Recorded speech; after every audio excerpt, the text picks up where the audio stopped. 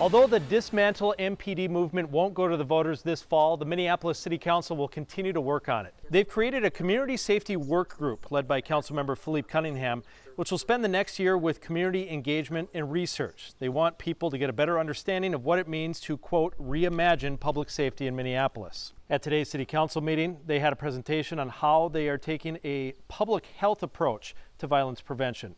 In the same way health professionals try to prevent illness with prevention efforts, they are trying to find ways to prevent violence by addressing issues that lead to it.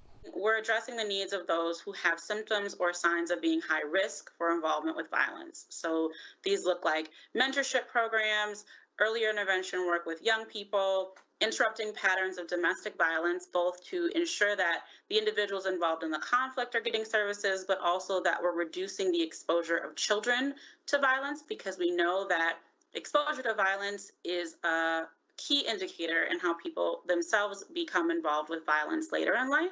The City Council will talk about its actual amendment after the Charter Commission delivers its report in 90 days, and it could go on the November 2021 ballot. In the meantime, though, Mayor Jacob Frey says that you can expect to hear about more reforms to the current Minneapolis Police Department that he and Chief Madera Arredondo are working on. He says you can expect to hear many more of those throughout the next year.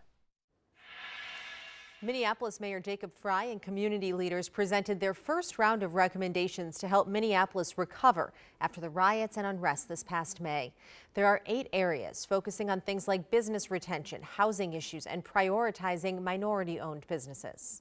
We are in the throes of a global pandemic that is threatening the health and economic safety of the physical health and economic security in our communities and communities all around the country. But we're also facing the pandemic that is racism, and how that has been a destructive force in our community.